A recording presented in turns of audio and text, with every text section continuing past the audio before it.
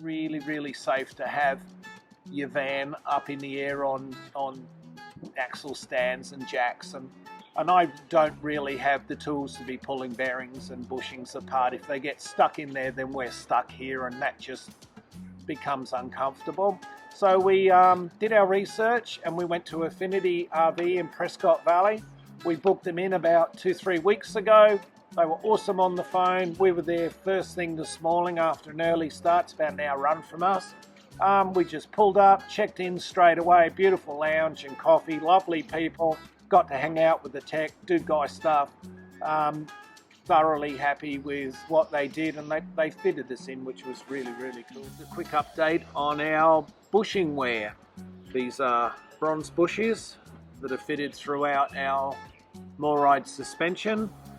As you'll see in some of this video, I noticed some unusual wear, and so I just thought I'd give you a quick update. Now this is 30-odd thousand miles on, between 25 and 30,000, I can't tell you specifically.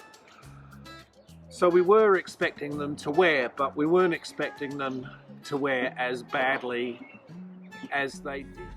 So this is the passenger side. It is comparable, and you can see clearly that the bushing has failed.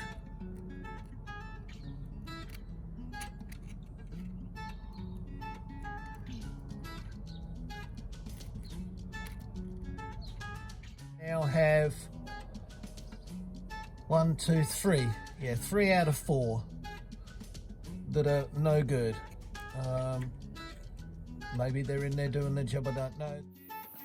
He's got the hammer, he knows what he's doing. So we're at the RV shop getting things done, and I'm going to show you the damage to the bushings. These are the old bushings after 30-odd thousand miles.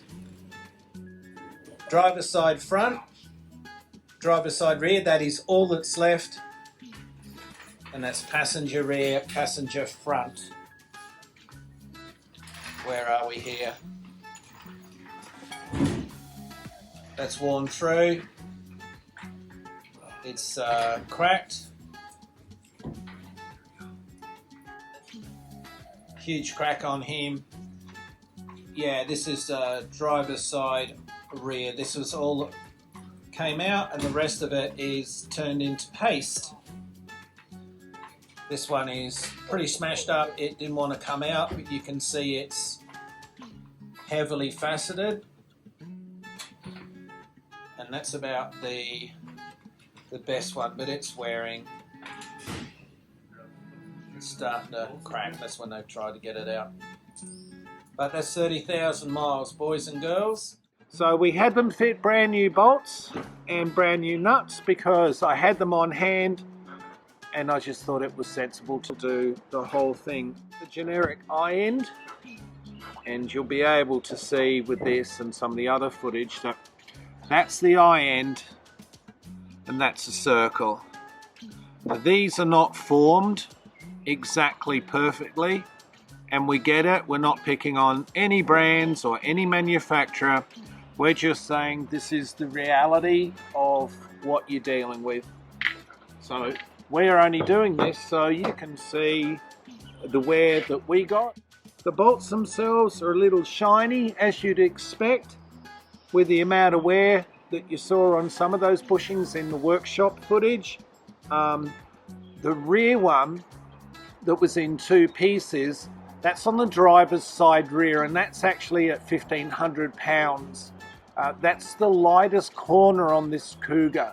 The Cougar weighs about 6'2", 6'3", around about there. So this is the worst bolt, and it's quite heavily faceted. I'd still use it again, but you can see that it's heavily flattened. And basically, the bushing update, just for my record for the future and for your edification. I'm very pleased that I did the upgrade in the suspension, but everything's got to wear, and if something's going to wear, you want it to be something that's worth a couple of bucks, rather than have something get flogged out like your shackles or your bolts.